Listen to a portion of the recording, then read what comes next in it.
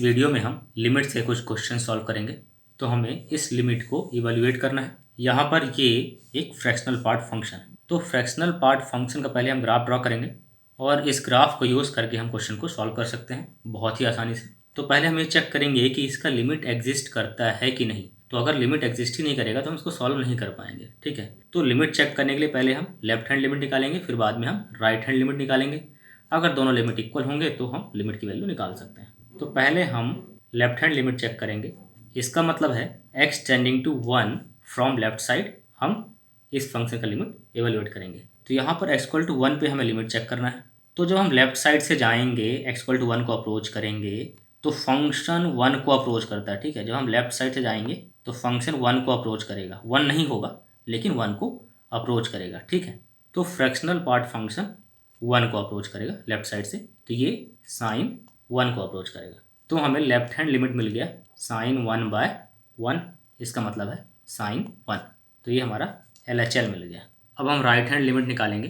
तो right hand limit यानी RHL होता है जब x 1 को टेंड करेगा फ्रॉम राइट साइड। तो माइनस का मतलब है हम लेफ्ट साइड से आ रहे हैं 1 की तरफ, और प्लस का मतलब है हम राइट साइड से आ रहे हैं 1 की तरफ।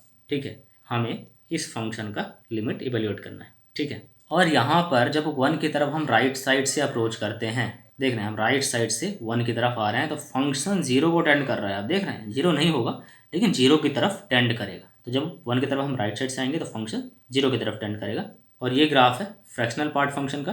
तो फ्रैक्शनल पार्ट फंक्शन 0 को अप्रोच करेगा और ये साइन 0 को अप्रोच करेगा। और साइन 0 0 होता है, इसका मतलब है कि ये 0/0 फॉर्म बन गया।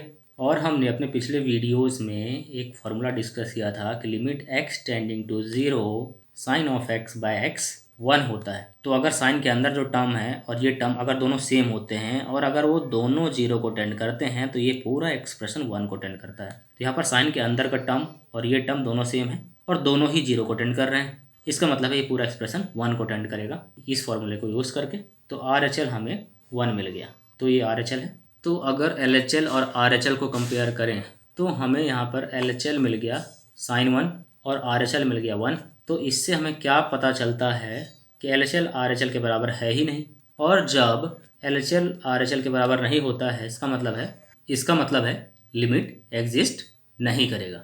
और यही हमारा आंसर है कि लिमिट एग्जिस्ट ही नहीं करता इस फंक्शन का। तो यहाँ पर एक नोट लिख लीजिए, if this type of function exist then check for the existence of limits by LHL and RHL. If LHL equal to RHL then only limit exists. तो अगर आपको fractional part function, greatest integer function या फिर mod function दिखे तो आपको limit ज़रूर check करना है। आप LHL निकालिए, RHL निकालिए, अगर दोनों इक्वल होते हैं तभी आप लिमिट निकाल सकते हैं। ठीक है, तो ये चीज़ आप ध्यान रखिए। नेक्स्ट क्वेश्चन करते हैं। हमें प्रूव करना है कि limit x tending to 0 sine x/x 1 होता है। ये एक फार्मूला है, इसको हम प्रूव करेंगे। तो इसको प्रूव करने के कई सारे मेथड्स हैं। सबसे आसान मेथड है कि हम एल हॉस्पिटल्स रूल लगा दें इसमें, क्योंकि ये 0/0 फॉर्म है। x जब 0 को टेंड करेगा तो साइन x 0 को टेंड करेगा और ये भी 0 को टेंड करेगा। तो जब भी 0/0 फॉर्म होता है तो हम ये रूल अप्लाई कर सकते हैं। तो साइन x/x यहाँ पर 0/0 फॉर्म है, तो इन दोनों को आप डिफ्रेंशिएट कर दीजिए। तो साइन x का डिफ्रेंशिएशन cos x हो जाएगा और x का 1 हो जाएगा। इक्वल टू 0 यहाँ पर डाल दीजिए तो cos 0/1 हो जाएगा। ये cos 0 1 होता है तो ये 1 हो जाएगा। तो इस तरीके से हमें 1 मिल गया।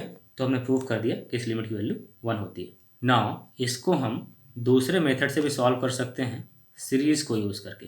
तो पहले मेथड में हमने एल हॉस्पिटल रूल यूज़ किया, अब दूसरे मेथड में हम सीरीज़ को यूज़ करेंगे।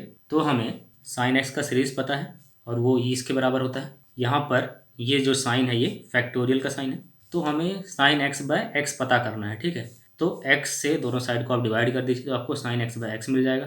तो साइन x/x हो जाएगा, यहाँ आप x से डिवाइड कर दीजिए तो आपको कुछ ऐसा सीरीज मिल जाएगा। अब अगर इसमें x को अगर हम 0 को टेंड करवाएं तो ये टर्म तो 0 हो जाएगा क्योंकि ऊपर x है, ये टर्म भी 0 हो जाएगा और आने वाले सारे टर्म 0 ही हो जाएंगे क्योंकि सब में x तो होगा ही न्यूमरेटर में। तो जब x 0 डालेंगे तो 0 हो जाएंगे सारे टर्म, तो केवल 1 बचेगा। इसका मतलब है limit x tending to 0 sine x/x हमेशा ही 1 होता है। ठीक है, तो ये हमने प्रूव कर दिया कि इस लिमिट की वैल्यू 1 होती है। ना तीसरा मेथड भी है जिससे हम इस लिमिट को सॉल्व कर सकते हैं और वो तीसरा मेथड है बाय ग्राफ। तो हम ग्राफ को यूज़ करके भी इस क्वेश्चन को सॉल्व कर सकते हैं। तो यहाँ पर अगर हम साइन एक्स का और y इक्वल टू एक्स का दोनों का ग्राफ अगर ड्रॉ करें तो कुछ ऐसा दिखेगा। तो ये ग्राफ है y इक्वल टू एक्स का ग्राफ और ये वाला ग्राफ है y equal to sine x का ग्राफ। तो यहाँ पर आप देख सकते हैं कि जब हम जीरो को अप्रोच करेंगे, चाहे हम राइट साइड से अप्रोच करें या फिर हम चाहे लेफ्ट साइड से अप्रोच करें, ठीक है। तो जब हम जीरो को अप्रोच करेंगे लेफ्ट साइड से या फिर राइट साइड से, तो y इक्वल टू एक्स और y equal to sine x दोनों इक्वल होंगे, इक्वल होने को अप्रोच करेंगे। इसका मतलब है कि जैसे जैसे हम x जीरो को अप्रोच करवाते हैं वैसे वैसे साइन एक्स और x दोनों ही एक दूसरे पे ओवरलैप कर जाते हैं, मतलब दोनों इक्वल हो जाते हैं और इक्वल होने की कोशिश करते हैं। तो यहाँ पर लिख सकते हैं sine x is nearly equal to x जब x जीरो को अटेंड करेगा, क्योंकि दोनों कोइंसिडेंट हो रहे हैं ना, यहाँ पर दोनों इंटरसेक्ट कर रहे हैं। तो जब दोनों इक्वल ही हो जाएंगे लिमिट एक्सटेंडिंग टू जीरो पे, तो दोनों का रेशियो 1 हो जाएगा। दो इक्वल नंबर्स का रेशियो 1 होगा ही होगा। तो यहाँ से भी हमने प्रूव कर दिया इस लिमिट की वैल्यू 1 के बराबर होती है। नाउ नेक्स्ट क्वेश्चन करते हैं। तो हमें इस क्वेश्चन को सॉल्व करना है। यहाँ पर हमने y equal to sine x का ग्राफ ड्रॉ कर लिया। तो पहले हम इस क्वेश्चन के लिए लिमिट चेक करेंगे कि LHL RHL के बराबर है कि नहीं, क्योंकि यहाँ पर x पावर में है और x फ्रैक्शनल है। तो यहाँ पर लेफ्ट हैंड लिमिट और राइट हैंड लिमिट चेक करना जरूरी है कि एग्जिस्ट करते हैं कि नहीं। तो पहले हम लेफ्ट हैंड लिमिट निकालेंगे। उसके लिए x जीरो को टेंड करेगा फ्रॉम लेफ्ट साइड। तो जब x लेफ्ट साइड से टेंड करेगा जीरो को, तो x एक फ्रैक्शनल होगा और वो नेगेटिव फ्रैक्शनल होगा। तो x लाई करेगा -1 से 0 के बीच में। तो जब x जीरो को टेंड करेगा फ्रॉम लेफ्ट साइड, तो लगभग लगभग जीरो के बराबर होगा, लेकिन नेगेटिव साइड से आ रहा है, तो -1 से 0 के बीच में लाई करेगा x। और जब हम लेफ्ट साइड से अप्रोच करेंगे जीरो को, तो साइन x भी नेगेटिव होगा, क्योंकि x एक्सिस के नीचे है ग्राफ, ठीक है। तो यहाँ पर साइन x भी नेगेटिव वैल्यू रिटर्न करेगा। तो जब x नेगेटिव है और फ्रैक्शनल है और साइन x भी नेगेटिव है, तो ये टर्म तो डिफाइंड ही नहीं होगा। एग्जाम्पल के लिए अगर हम x को -12 ले लें और यहाँ पर साइन x भी नेगेटिव है, ठीक है। तो अगर हम x को -12 ले लेते हैं और साइन x की जगह एक कोई नेगेटिव नंबर ले लेते हैं, से साइन x इक्वल टू -0.1, ठीक है। मान लेते हैं कि साइन x की वैल्यू -0.1 है। जस्ट हमने माना है आपको समझाने के लिए, ऐसा कुछ है नहीं, ठीक है। तो अगर इस फंक्शन की जगह ये सब पुट करें तो साइन x की पावर x हो जाएगा -0.1 की पावर -12। जस्ट मैं समझाने के लिए लिख रहा हूँ। तो यहाँ पर -12 है, तो ये हो जाएगा 1/√0.1, -12 का पावर नीचे चला गया, ठीक है। तो ये √0.1 हो गया और ये नेगेटिव है, -0.1 है, ठीक है। और अगर रूट के अंडर कोई नेगेटिव वैल्यू हो, ये टर्म तो डिफाइंड ही नहीं होगा ना, ठीक है। और जब टर्म डिफाइंड नहीं होगा तो हम लिमिट कैसे निकाल पाएंगे। यहाँ पर x की वैल्यू -1 से 0 के बीच में है, ठीक है, मतलब नेगेटिव ही है और साइन x भी नेगेटिव ही है। तो एग्जैक्ट वैल्यू ऐसा कुछ नहीं होगा, बस मैंने समझाने के लिए बताया है। लेकिन दोनों ही नेगेटिव होंगे, तो लगभग लगभग साइन x की पावर x कन्वर्ट हो जाएगा इस टाइप के फॉर्म में, ठीक है। यहाँ पर कोई अंडर रूट टाइप होगा, ठीक है, और ये टर्म नेगेटिव है, तो ये पूरा टर्म नॉट डिफाइंड हो जाएगा। जस्ट आप समझने के लिए इससे समझ लीजिए, तो ये टर्म नॉट डिफाइंड ही होगा। और जब ये टर्म नॉट डिफाइंड है साइन एक्स पावर x, तो LHL कैसे एग्जिस्ट करेगा। इसका मतलब है कि LHL एग्जिस्ट ही नहीं करता, और जब LHL एग्जिस्ट नहीं करेगा तो RHL कुछ भी हो, लिमिट एग्जिस्ट नहीं करेगा। तो यही इस क्वेश्चन का आंसर है कि limit does not exist. Now अगर हमें क्वेश्चन दिया होता कि limit x tending to 0 from right side निकालना है, यानी हमें RHL निकालना है, अगर ये पूछा जाता तो हम सॉल्व कर सकते थे। यहाँ पर LHL एग्जिस्ट नहीं करता तो हमें RHL निकालने की ज़रूरत ही नहीं है, क्यों मेहनत करें। लिमिट एग्जिस्ट ही नहीं करता तो हम RHL क्यों निकालेंगे। लेकिन अगर क्वेश्चन में हमें RHL ही पूछा जाए, केवल RHL निकालिए, क्योंकि LHL तो एग्जिस्ट करता ही नहीं है, तो हमें RHL पूछ सकता है क्वेश्चन में कि RHL निकाल के बताइए कि कितना वैल्यू होगा, तो हम क्वेश्चन को अलग से सॉल्व कर सकते हैं RHL के लिए, ठीक है। तो हमें ये क्वेश्चन दिया हुआ है कि फाइंड RHL। नाउ RHL निकालने के लिए हम x को अप्रोच करेंगे, मतलब 0 को अप्रोच करेंगे फ्रॉम राइट साइड, ठीक है। इधर हम लेफ्ट साइड से अप्रोच करके LHL निकाल सकते हैं, लेकिन अभी हमें RHL निकालना है तो हम राइट साइड से अप्रोच कर रहे हैं 0 को। तो जब 0 को अप्रोच करेंगे राइट साइड से, तो x एक फ्रैक्शन होगा, मतलब 0 से 1 के बीच में ही लाई करेगा, 0 के बहुत क्लोज होगा। और साइन x भी जब राइट साइड से 0 की तरफ आएगा तो ये 0 को टेंड करेगा, और ये एक पॉजिटिव वैल्यू होगा। तो साइन x यहाँ पर पॉजिटिव है क्योंकि x एक्सिस के ऊपर ग्राफ है। तो जब 0 को टेंड करेंगे तो x एक पॉजिटिव फ्रैक्शन होगा और साइन x भी पॉजिटिव होगा, ठीक है। तो इस केस में x लाई करेगा 0 से 1 के बीच में और साइन एक्स भी पॉजिटिव होगा। इसका मतलब है कि sine x to the power x defined है, ठीक है। तो यहाँ पर हम RHL निकाल सकते हैं। तो अभी इस क्वेश्चन को सॉल्व करने के लिए हम क्या करेंगे, इसको हम e की पावर में लिख लेंगे, e to the power natural log of sine x to the power x, ठीक है। ऐसा करने से इसमें कोई फर्क नहीं पड़ेगा, ठीक है। e to the power natural log of a वापस से a आ जाता है, ठीक है। तो इसको हम इस फॉर्म में लिख सकते हैं, कोई फर्क नहीं पड़ेगा। अभी x को यहाँ ले आएंगे लॉग का फॉर्मूला यूज़ करके, तो हमें मिल जाएगा e to the power x natural log of sine x. Now x को हम नीचे ले आते हैं तो 1/x हो जाएगा। अभी जब हम x को 0 को टर्न करवाएंगे फ्रॉम राइट साइड, तो जब हम x की जगह 0 डालेंगे तो साइन 0 0 होता है, तो natural log of 0 not defined हो जाएगा, तो ये इन्फिनिटी हो जाएगा। और जब x जगह 0 डालेंगे तो 1/0 भी इन्फिनिटी हो जाएगा, तो ये इन्फिनिटी बाय इन्फिनिटी फॉर्म मिल गया हमें। तो जब भी इन्फिनिटी बाय इन्फिनिटी फॉर्म मिलता है तो हम एल हॉस्पिटल्स रूल अप्लाई कर सकते हैं। तो हम न्यूमरेटर और डिनोमिनेटर को डिफ्रेंशिएट कर देंगे। तो natural log of sine x का डिफ्रेंशिएशन 1/sin x होगा, और साइन एक्स को चेन रूल से डिफ्रेंशिएट करेंगे तो हमें cos x मिलेगा, और 1/x हो जाएगा 1/x²। डिफ्रेंशिएट कर दिया हमने, तो इसको सिंप्लीफाई करके हम लिख सकते हैं -x²/10x। ये e टू पावर में है सारा, और इसको लिख सकते हैं -x×x/10 और हमने पिछले वीडियोस में एक फार्मूला डिस्कस किया था कि limit x tending to 0 10x/x 1 को टेंड करता है। तो यहाँ पर भी x/10x है, मतलब नीचे से अगर देखें तो 10x/x है। तो जब x 0 को टेंड करेगा तो ये दोनों इक्वल हो जाएंगे, लगभग लगभग दोनों 0 को टेंड करेंगे। तो ये इस फार्मूला से हमने इसको 1 लिख दिया। तो अब हमारे पास बचा limit x tending to 0 from right side e to the power -x। ये टर्म तो 1 हो गया, x इक्वल टू 0 यहाँ डाल दीजिए तो आपको एक पावर -0 मिल जाएगा, और ये 1 के बराबर हो जाएगा, और यही आपका आंसर है। तो आपको RHL 1 मिल गया। अब हम नेक्स्ट क्वेश्चन करेंगे। तो हमें इस लिमिट को इवेल्युएट करना है। तो इस लिमिट को हम इस फॉर्म में कन्वर्ट करेंगे, limit x tending to infinity 1 + 1/x की पावर x e को टेंड करता है। ये एक फार्मूला है, तो इसको हम इस फार्मूले में फिट कर सकते हैं और इसको हम सॉल्व कर सकते हैं। ये फार्मूला हमने अपने पिछले वीडियोस में डिस्कस किया हुआ है। इसको इस फॉर्म में अगर कन्वर्ट करना है तो हमें 1 + समथिंग लिखना पड़ेगा, और जो यहाँ पर है वो पावर भी सेम होना चाहिए, ठीक है। तो इस लिमिट को हम लिखेंगे, यहाँ पर हम x+1 कर देंगे। तो जब हमने एक एक्स्ट्रा जोड़ दिया तो एक एक्स्ट्रा माइनस भी करना पड़ेगा, तो इधर -1 और -1 -2 हो जाएगा, डिवाइड बाय x+1। यहाँ पर ऐसा इसलिए किया कि x+1 कैंसिल हो जाएगा, तो हमें यहाँ पर 1 मिल जाएगा, ठीक है, इस टाइप से। और पावर में x+2 ऑलरेडी है, इसमें और इसमें कोई चेंजेस नहीं है। देखो 1 - 2 -1 ही बचेगा, तो ये दोनों सेम ही है। अब ये दोनों को हम डिवाइड कर देंगे, तो x+1 बाय x+1 1 हो जाएगा, प्लस यहाँ -2 बचेगा, और नीचे x+1 है, और पावर में x+2 तो पहले से ही है।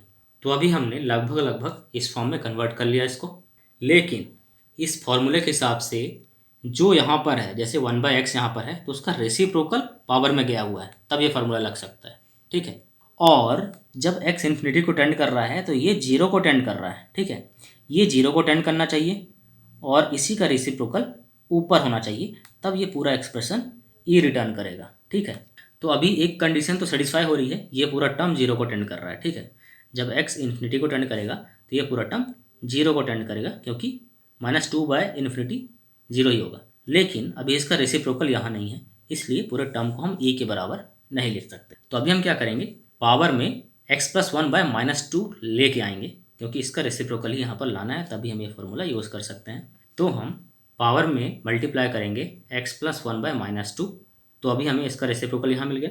अब क्योंकि हमने x+1/-2 ऊपर डाला है, तो इसका उल्टा भी डालना पड़ेगा, -2/x+1, ताकि एक्सप्रेशन में कोई फर्क ना पड़े, और x+2 ही है ये, क्योंकि ये दोनों तो कैंसिल हो जाएंगे, है ना।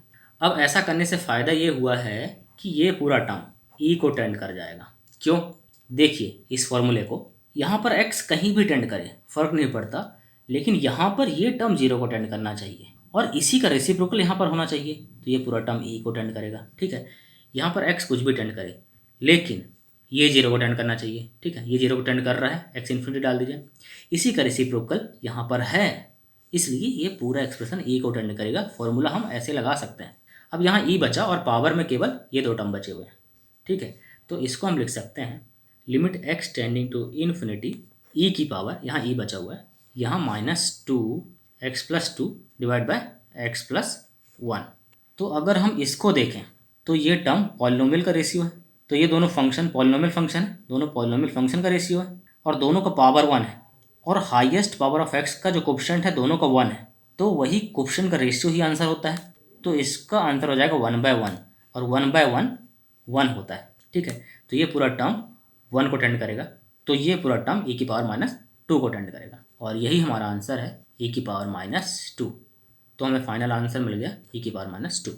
नाउ नेक्स्ट क्वेश्चन करेंगे। तो हमारा क्वेश्चन है, अगर ये लिमिट 0 के बराबर है तो हमें a और b की वैल्यूज़ पता करना है और a और b कॉन्स्टेंट्स हैं, ये दिया गया है। तो हम यहाँ पर इस एक्सप्रेशन को ऐसा लिख सकते हैं, हमने यहाँ पर एलसीएम ले लिया, यहाँ पर x² x और कांस्टेंट टर्म सेपरेट कर लीजिए तो आपको ये एक्सप्रेशन मिल जाएगा और यहाँ पर ये रेशियो ऑफ पॉलिनोमियल फंक्शंस हैं और अगर इसको 0 होना है इसका मतलब है कि degree of numerator should be less than degree of denominator और डिग्री ऑफ न्यूमरेटर अगर कम होना है डिनोमिनेटर से इसका मतलब है ये वाला टर्म भी रिमूव होना चाहिए। ठीक है, और ये वाला टर्म भी रिमूव होना चाहिए। तो अगर ये दोनों टर्म रिमूव कर दें तो यहाँ केवल कांस्टेंट बचेगा और कांस्टेंट का डिग्री इससे तो कम ही होगा। यहाँ पर सिंपल सा लॉजिक है, अगर एक भी x यहाँ बच गया, x² टर्म बच गया या फिर x टर्म बच गया तो ये 0 नहीं होगा। ठीक है, अगर x² टर्म है तो x² का टर्म तो बड़ा है ना x⁻1 से, तो ये तो इन्फिनिटी को टेंड करवा देगा। और अगर x बच गया, मान लो ये 0 भी हो जाता है, तो ये दोनों का पावर तो सेम है, तो इन दोनों के कोफिशिएंट का रेशियो का आंसर हो जाएगा और वो 0 के बराबर तो होगा नहीं। तो अगर इस रेशियो को 0 के बराबर टेंड करवाना है मतलब नीचे वाले को इन्फिनिटी को टेंड करवाना पड़ेगा और ये नीचे वाला इन्फिनिटी तभी टेंड कर सकता है जब ऊपर वाला कांस्टेंट हो जाए। और अगर ऊपर वाला भी इन्फिनिटी को टेंड करेगा तो इन्फिनिटी 0 कैसे होगा? ऊपर वाला कांस्टेंट हो और नीचे वाला जिसका डिग्री 1 है ये इन्फिनिटी को टेंड कर जाए। इसका मतलब है x² का कोफिशिएंट भी 0 होना चाहिए और x का कोफिशिएंट भी 0 होना चाहिए। तो हम क्या कर देंगे, x² टर्म का कोफिशिएंट 0 कर देंगे, 1 - a = 0, तो यहाँ से a = 1 मिल गया और x का कोफिशिएंट भी 0 कर देंगे, मतलब a + b = 0, तो a की वैल्यू यहाँ डाल दीजिए तो 1 + b = 0, तो यहाँ से b = -1 मिल गया। तो a = 1 मिल गया और b = -1 मिल गया। तो इस तरीके से आप क्वेश्चन को सॉल्व कर सकते हो।